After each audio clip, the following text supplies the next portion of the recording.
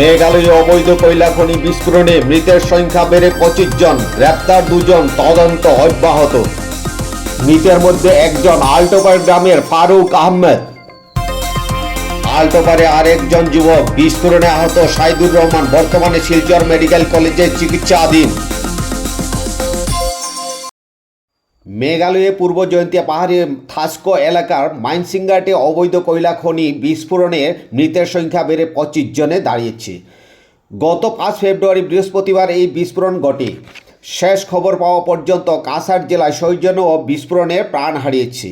নিহত 6 জন শ্রমিক, একজন বরখলা বিহারা তৃতীয় খণ্ড ফারুক আহমেদ, 2 জন বিহারা চতুর্থ খণ্ড সরিষাকুড়ি দিলওয়ার হোসেন এবং আনোয়ার হোসেন, গুমরা রাজপুরের পুরঞ্জয় বৈষ্ণব এবং নিকুঞ্জ বৈষ্ণব ও গুমরার কৃষ্ণ বৈষ্ণব। বিস্ফোরণে আহত বিহারা তৃতীয় খণ্ডের আল্টোরপার গ্রামের যুবক সাইদুর রহমান, উনিও শিলচর মেডিকেল কলেজ হসপিটালে চিকিৎসাধীন।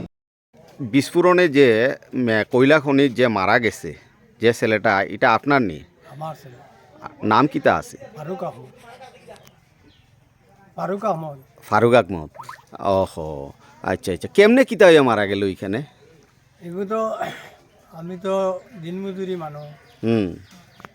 যদি দেশও না এই দেশও না ফাইল না হইতে তো পয়সার কিতানে ভেতর দেয় যাইতে লাগছে। আচ্ছা, এটা ঠিক। মানে কেমনে এরকম কিতা কেমনে মারা গেল ওইখানে? যে এখানে গিয়া তো তারা কয়লার মধ্যে মনে হয় ব্লাস্টিং করছে না কিটা, হ্যাঁ, করিয়া তো তারা কয়লা কাটে, কয়লা কাটা ঢুকছে।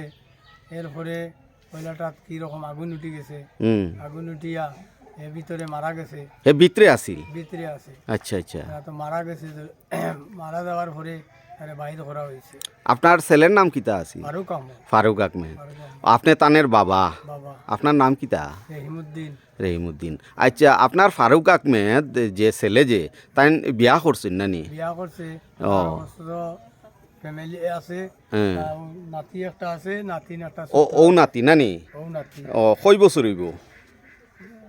5 বছর। 5 বছর হইব। আরেকটা? 1 বছর। ও ও, ছোটো মেয়ে। হ্যাঁ। আচ্ছা আচ্ছা। ও, এখনও ডেড বডি আইছে না তো? না, এখনো আইয়া হচ্ছে না। আনবা কইলানি? লইয়া তো আবার কথা ও, তারা কইছে, যোগাযোগ করছে? যোগাযোগ করছে। আচ্ছা আচ্ছা।